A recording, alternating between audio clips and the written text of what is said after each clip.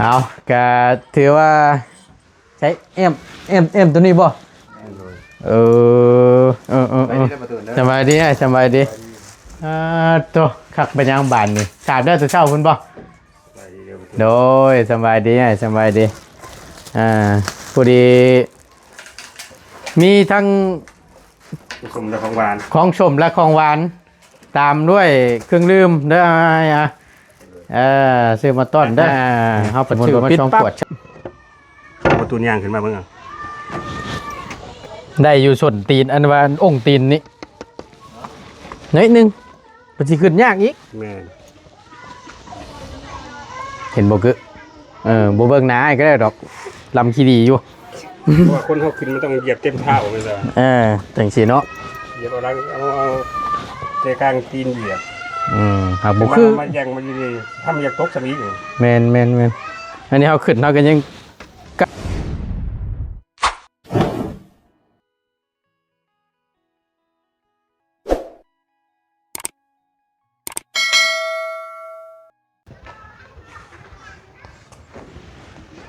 เด้อน้องตุ้งเยอะไหมอาการนะอากา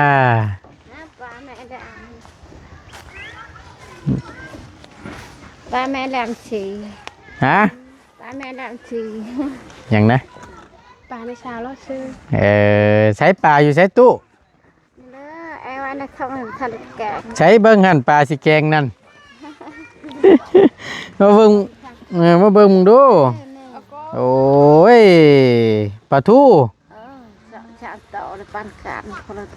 ซื้อ2ตัวแบ่งกันคนละตัวไม่ตู้เสียวไปเฮ็ดแนวไหนเอาไปแกงปิ้งบ่ได้บ่ฮะบ่ได้ตัวเดียวแกงชดน้ำต้องแกงพอได้ชดน้ำโอ้ยเนาะข้าวเที่ยงบ่ข้าวเที่ยงบ่สินี่บ่นะให้เช็ดกับข้าวเที่ยงบ่ใช่ดอกว่ะนี่ฮะ10,000 3ตัวรถเพิ่นมาขายบ่คือพุ่มพวงกันบ่ล่ะโดยสบายดี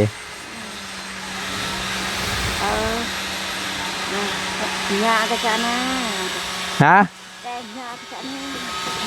อันใดก็ว่ามันก็ยาอย่างย่อผู้เฒ่าแน่อย่างย่อผู้เฒ่าย่อหยังผู้เฒ่าน่ะจักไม่ได้นะมันเหรอจักมันย่อแบบใดน่ะย่อเข่านี่บ่เจ้าสิหาข้าวชูเพิ่นกินบ่เอวได้5ได้บ่จักแนวหาบ่จักแนวหานี่แล้วปลานี่แล้วกินผู้เดียวห่วยคือสร้างว่าแต่บ้านนี่บ่คือจะว่ากินผู้เดียวแบ่งทั้งให้สร้างกินน้ำแหละบ่จักแนวย่อบ่จักแนวย่อมันหน่อยเพิ่นบ่เสียสละให้เพิ่นนั่นแหละเพิ่นมาเฮ็ดเทือนให้เพิ่นกินเนาะคือทั้งมีตู้นี่ก็กินเดี๋ยวอื่นได้บ่ได้แล้วก็กินกินยังบัดนี่เอาไม่ได้กินสั่งเขาได้หากับปั่นป่าเอ้ยเนาะเป็นจังไรนี่หม้อจอจั่นมาเลยนี่ยังเดือทอนอันนั้นน้อยเดียวนึงได้น่ะแล้วได้บาทนี่แล้วนี่จังหน่อยก็แล้วแล้วนะฮะน่ะข้าวผัดก็ฮะข้าวชานนี่ได้ข้าวชานก็ได้ไผ่ข้าวแบบข้าวชานก็ได้ขอเขาอยากได้ข้าวสารเฮ็ดยังข้าวสารฉันจะมากินกับอันโมหันใจนะอยากไปขอข้าวสารแล้วมาให้มาขอมาแล้วก็มาขึ้นมาอยู่ในเฮือนนี่แล้วกันนะโอ้อยากได้ข้าวสารพอได้มาพอได้ขึ้นเฮือนพอได้โอ้ชัวเข้าใจแล้วว่ามันขอข้าวสารเห็นพอได้กินกับลาบซีนขึ้นเพื่อนฉันบ่โอ้ไม่ตู้คิดนักแล้วบัดนี้ไม่ตู้คิดนักแล้วบัดนี้เฮือนแล้วผัดสิขึ้นเฮือนใหม่ผัดบ่มีข้าวสารสิมา1พอได้กินลาบซีนสิบ่โอ้เฮ็ดอะไรฉันบัดนี้เข้าก็คือว่าหากเอาขึ้นเล่านี่ก็ไปซีแหละตุยันกับเจ้าบ่ให้ซีขอแหละเกี่ยวกับเกี่ยวซอยอยู่เด้ค่ะ ซอยหมูมาให้ ข้าวช่อยหมู่บ่ให้ ซอย ซอยก็ขยับมาให้ ไปสิจัก2สอบกับพ่ออยู่หรอกประมาณ2 ตัวหมูสิให้เนาะให้ถึงแหละ ให้อยู่หรอวะทั้งเกี่ยวทั้งลำ ทั้งช่างขี้ก็จะวิก็จะละบ่หาย บ่ ชอบนึงก็เราบ่เคยหายนะ มีแต่แบง มีแต่แบงของ เนาะเอาสันเดี๋ยวจง นึงก็เราหายได้ บ่สั่งว่าแท้ ช่างว่าลึกละนี่เขาขึ้นแล้วแล้ว ก็ขึ้นเล่าแล้วเลยเฮ็ด วิก เฮ็ดจังได๋ซะบัดนี้สิได้ข้าวสารมาสู่แขกคนเพิ่นมาขึ้นเฮือนใหม่นี่หาใช้สันบัดนี่ เราก็มาขึ้นดังแขกก็เรามาขึ้นดังก็ได้มาขึ้นเพราะได้อย่างเองคือเก่าเนาะ บ่แลก็เฮ็ดหาญาติพี่น้องหมู่คู่บ้านใกล้เฮือนเคียงนี่แล้วมาให้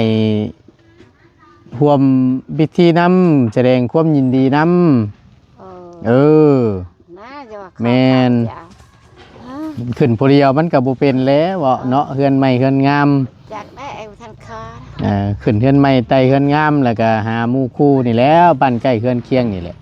มาร่วมยินดีนำมาขึ้นให้เป็นสิริมงคลลูกเองยายมาเป็นบ้านมาเป็นมึง ฮะ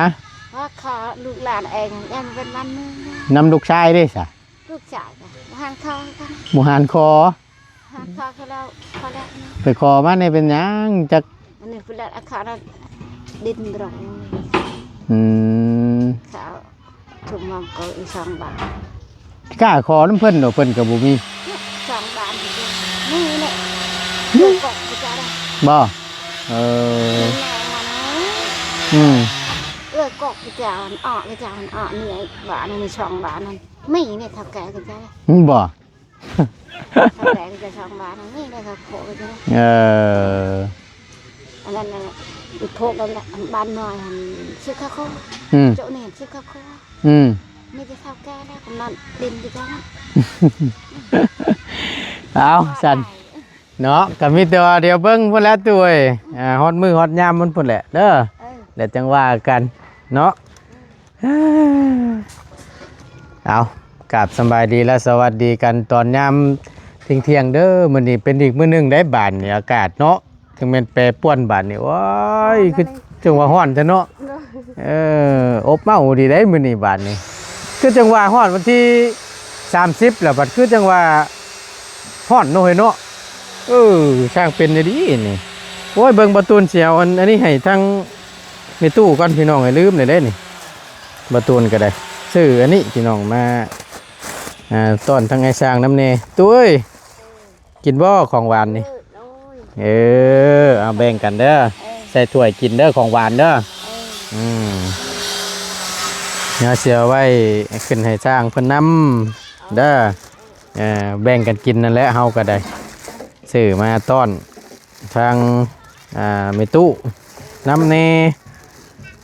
แห้งแล้วบ่เกอะแห้งแล้วเนาะแลดช่องแล้วเนาะได้บวกแล้วบาทนี่ใครอยู่ดอกฉันนะตัวต่ำนัวท่านเองบ่ก้าวขึ้นตัวกลางก็นะ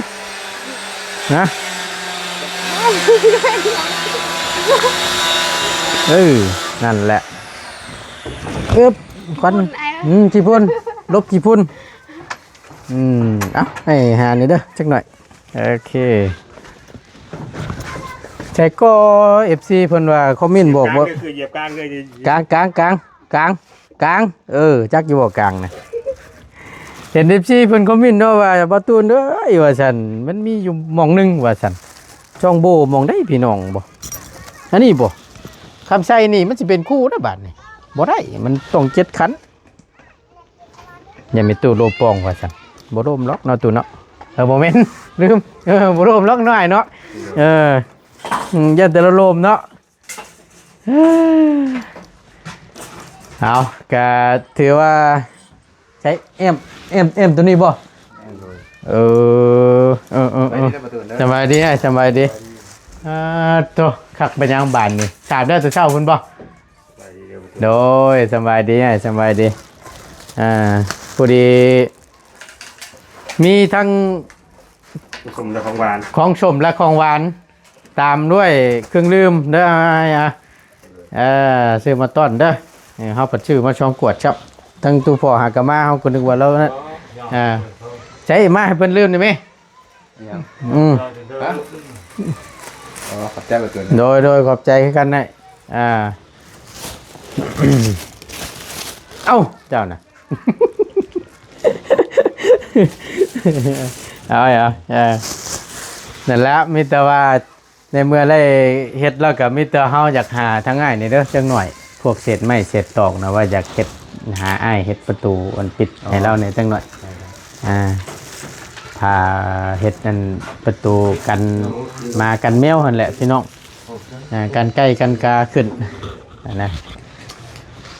จะมันทำยังไงเนาะ แม่นเฮาซื้อมาอยู่เมื่อวานเตรียมมาไว้ให้แล้ว2 อันก็พอแล้ววะนิดหน่อยนึงเนาะมัน พี่อะไรใหม่เนาะ หัวท้ายพอดีละนะเศษไม้ก็พอดีมีเดี๋ยวเดี๋ยวนึงเด้อนี่เด้อกินข้าวได้แล้ววะบ่ให้เอาไว้นี่เด้อถ้าว่านั่นเป็นไปได้นะอยากแนะนำให้กินซะ ไม่ได้ มันยังมันบูดนะ อากาศมันเอ้าได้ก็สิว่านั่นนะ พอกินก้อนพยายาม อากาศมันรบเอ้านี่ญาติมันบูดบ่ได้พอมันเฮาออกมาพุ่นมันขาดความเย็นเด้กัดก้นรูดรถให้มัน กล้องจับจิกากัด เอารถนะกัดรถนะสิเป็นยัง เขาไปกัดอยู่ไหน แกะถุงยางใส่รถเลย หันหลังแฉแล้วตอนนี้ จับเสียดจับกันดีมันไม่มันเบิดเลยนี่กับอะไรเบิดเลย เพิ่งมึงในตะแคงเอานะดิวตาใส่คักก็ดี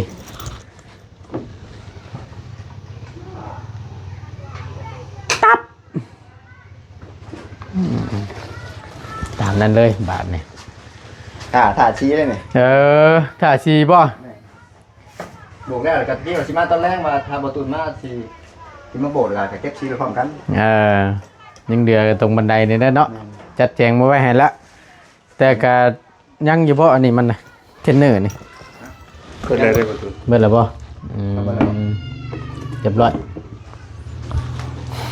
นี่ตอนนี้ก็ได้ใส่ละพี่น้องในบ้านนี่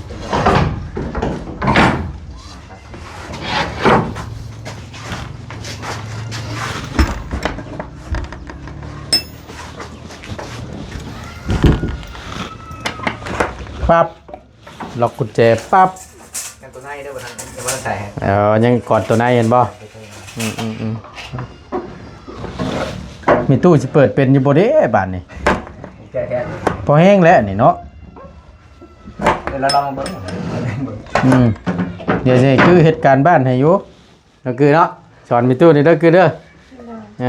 เราเปิดประตูได้แล้วไปนั่งคือมาคืนก็แห้งกันแล้ว จะเลิกบ่ มันจะเขาแล้วมันออกมาได้อีกวันนี้เวทีวันนี้ โอ้ยยากอีกเลยเนาะ โอ้ยญาติไปไปกินกันแล้ว เอาแม่เอารถได้กินก้อนมาสิบูเอาไหม เอาเลย เอาไหมเลย มาต้อนน้ พวกเขาเมาก็ได้ ำบ่ได้ ได้ไปลิ้น ดีเลยบ่ ท้องดูดนะ ไปแล้วพี่น้องเอ้ยจะอายบ่ซั่น อันนั้นคือได้ที่เข้าไปอัน ว่าไรคือย่างไปช่องเบิ่งได้นั่นน่ะเอาแม่อายเอาแม่กล้องคือก็ประตู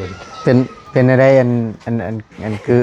อันเชลให้เมื่อวานนี่นอนรับอยู่เมื่อคืนฮะ ปกติเลย ปกติบ่ยันว่าเนาะคือรถอันเชลให้คักจับยันว่านอนบ่รับคิดแล้วคิดอีกหั่นนะบ่ได้เด้เนาะเอาบ่สร้างเด้บ่ที่ประตูเลย แนบตัวนี้นำเนาะโอ้ยเต็มระบบบ้านนี่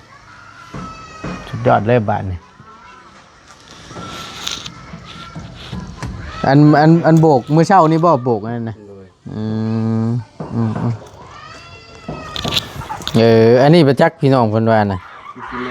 ยันแม่นตัวนี้แหละเฮาอ่ะ แป้งตีปีนหูนี่ สเตงชั่นก็พอได้อยู่บ่ใช่มีอยู่บ่ เ ขึ้นยากแล้วประตูเลยเหยียบเต็มตีน ผ่านแห้งขี้เหยียบบ่เต็มลำมันเนาะ แม่ ถ้าว่ามาปิดอยู่นี่เนาะ ตัวนี้ให้เห็นตุ๊ก เออ เพราะว่าไปจีนเขามาชน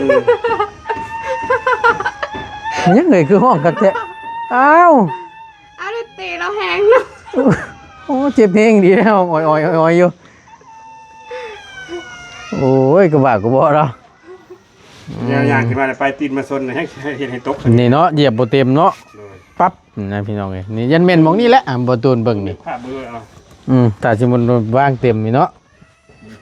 มาบ้านมึงดูแผ่นน่ะหากสิเหยียบยากก็ดีได้พี่น้องเอ้ยถ้าสมมุติว่าปิดหั่นนะพี่น้องเนาะบ่ตูนคิด ว่าปิดนะ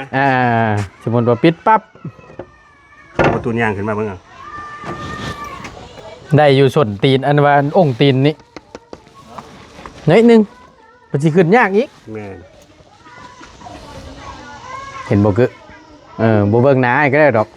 ลำขี้ดีอยู่ เพราะว่าคนเขาขึ้นมันต้องเหยียบเต็มเท้ามันจะ จังซี่เนาะ เหยียบเอาใจกลางตีนเหยียบ หากบ่คือ มันยังมันอยู่ดีทำเหยียบตกสมีอยู่ แม่น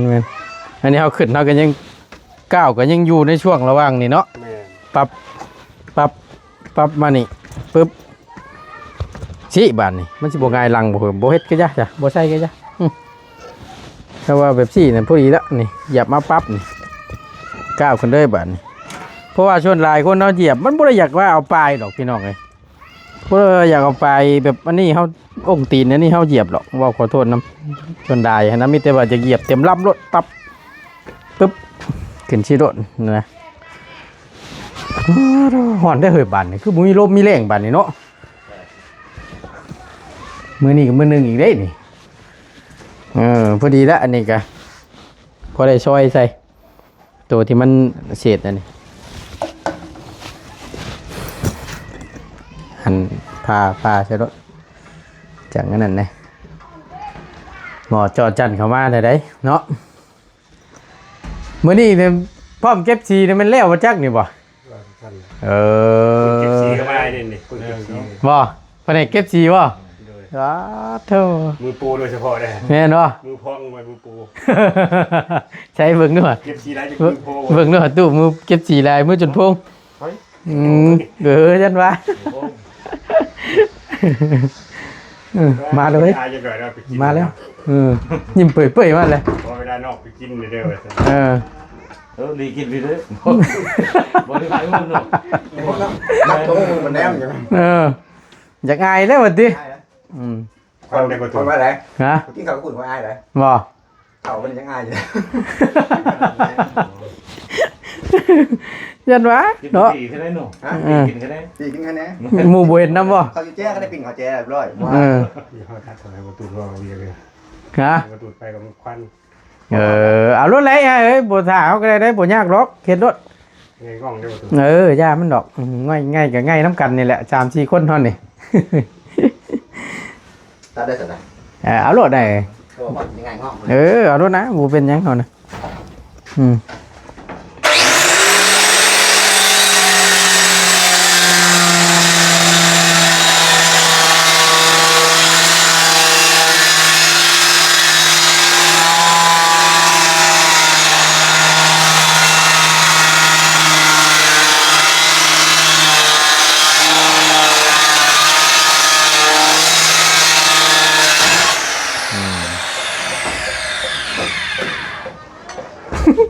ตาย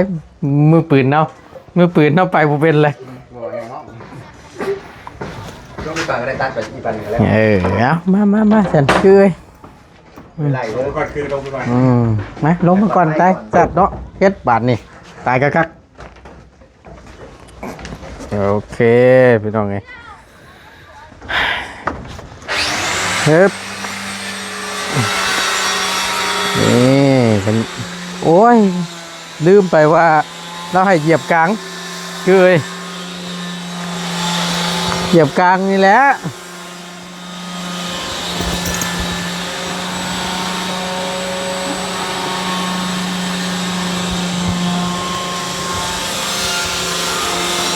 โบกแล้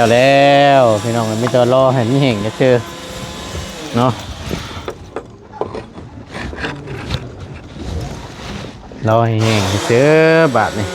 แล้วก็ทำความสะอาดเพิ่น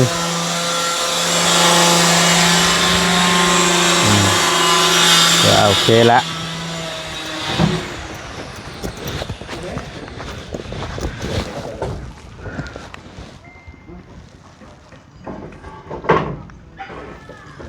คักดีเนาะพี่น้องเอ้ยมันต้องอยู่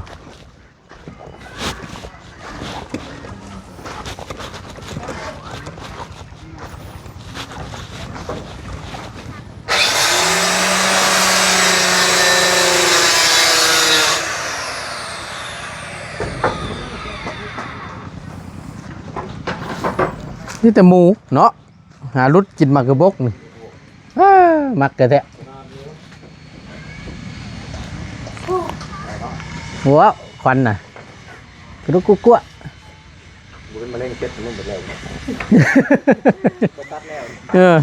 หัวเองได้ที่ไหนหัวเมนอันนี้น่ะ จ้าบ่ได้อะไรเด้อเพราะว่าเราบ่มีพลอย ฮะ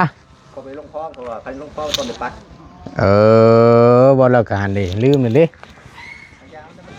อันเดียว แค่นั้นว่าสาบแล้วปั่นแล้วก็ลงคลองตอนนี้มีพลอยปัดต้นพลอยอ่อนอีก พลอยไม่กวดอันนี้เขาหนิบ่ลืมเลยเด้นั่นบอตุนก็ว่าชื่อเขามาให้อยู่ อันนั้นมันแล้วได้ชันได้อยู่บ่ ได้แล้วนั่นกะ นี่เนี่ยมีแต่ละอยากแตกเลยมีแตกแกนี่ ฮะ แล้วลงมันเอาลงย่อมาเข่าแล้วจะแตกจนเป็นแป้งไหม เดียมตัวนี้เห็นบ่เราโอ้โหแล้วก็เหยียบก็ เนาะ จะได้เป็นจ้ะ เรียบร้อยได้คือกินแล้วว่าซั่น ได้ช่อกินแล้ว ทงประตูเราบ่ย้อนน่ะ ตู้เลยย่อ หยุดไปได้เรื่องมันเหมือนหุ่นตัดมันมืด ปิดทวนตัวนั้นนำ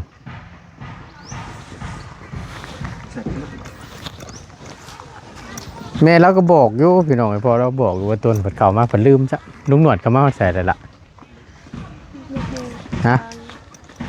ข่าวมันเป็นข่าวโดนจะสิหอดใจเลยก็ไม่ ผัดเข่ามาแล้วแมันบ่ เลย ว่าอยากหาเราชื่อเขามาให้แน่นะลืมไม่ดีบ่ตุนกะพอเราบอกอยู่ว่าชื่อพ่อยไม่พ่อยกวดไปน้ำเด้อบ่ตุนเด้อว่าซั่นลืม เพื่อนเลยกดเลย กวดเพื่อนกวดหยังกันแหละลืมไม่ได้ไงกะเดี๋ยวจะได้เอาซีมาไว้ให้ทั้งไอ้สร้างแล้วก่อนพี่น้องเนาะให้ท่าให้เราแล้วตัวนั้นก่อนพอตัวจัดเตรียมมาไว้ให้ถือว่า 99.9 แหละบ่ตูนว่ะเนาะคือเนาะ โคตรงามเลยสมุดเลย ฮะ โคตรงาม กดงามเลยมันชมชวนเนาะบ่น้อยบ่ใหญ่เนาะพอดีงามมันมาอินตรงที่ว่าตัวปกคุ้มมันไหลน้ำเนี่ยนะตัวนี้แหละดึงดูดน้ เลย ำแล้วก็ห้องบ่กว้างบ่กว้างแล้วก็บ่แคบบ่น้อยพอดีบาลานซ์กันนะพี่น้องเอาง่ายๆซะพื้นที่ตรงข้างหน้านี่กว้างกว่าเฮือนน้องพันธุ์นั่นเนาะสมชวนบ่ตัวทางในมันก็บ่หอมแล้วก็บ่ใหญ่เกินสมชวนกันนะว่าซั่นซะ ได้งาม ก็สิว่านี่ห้องถ้าง่ายเอานั่นเด้บ่ได้เอากว้างเด้เอา3หาตอนนั้นก็2หายื่นออกไปแต่เฮือนน้องพันธุ์ว่ามันห้องมันวางห้องกว้างโพด4เมตรปุ๊บัดทางหน้ามันเลยแคบบัดนี้มองนั่งดินนั่งหัวนะก็เลยแบ่งใจกันและพี่น้องไอ้บาลานซ์กันและทั้งบ่ตุนก็ได้ใช้สีตะมอมอยู่เนาะเดี๋ยวบ่ตุนจัดแจงหาสีไว้ให้อ้ายดอกก่อนเนาะพี่น้องเนาะจังใดก็ทางบ่ตุนก็สิได้ขอจบคลิปปิดคลิปก่อนเนาะเรื่องนั้นก็แม่นแล้วทั่วบุรีแล้วก็แม่นมอบค่าสร้างให้ตั้งง่ายแล้วให้แล้วให้ทั่วก่อนเนาะ เอาจังใดก็ขอบุญขอบคุณหลายๆเด้อพี่น้องเด้อที่เข้ามาเป็นกำลังใจและติดตามรับชมคลิปโดยบ่ข้ามโฆษณาสิ่งที่สำคัญขอบุญขอบคุณหลายๆที่ซัพพอร์ตทางบ่ตูนโดยตลอดมาเนาะบ่ปะบ่ทิ่มอยู่ดีมีแฮงเด้อพี่น้องเด้อสำหรับคลิปนี้บ่ตูนกับน้องกือลาก่อนบัดนี้พบเจอกันคลิปหน้าเด้อพี่น้องเด้อคือไปเฮ็ดแล้วบ่กับข้าวกับน้ำโอ้ยยังอยู่ สบายดีเด้อ โดยสำบายดีละ ทางลุงคนกินแล้ว กินอิ่มเรียบร้อยติเอ้ยไว้กินช่วงแรงบัดเดียวแล้วเนาะ โดย ช่วงแรงอีกน้ำแน่พี่น้องเลยไปพี่น้องอยู่ดีมีแฮงเด้อพี่น้องเด้อสำบายดีเด้อ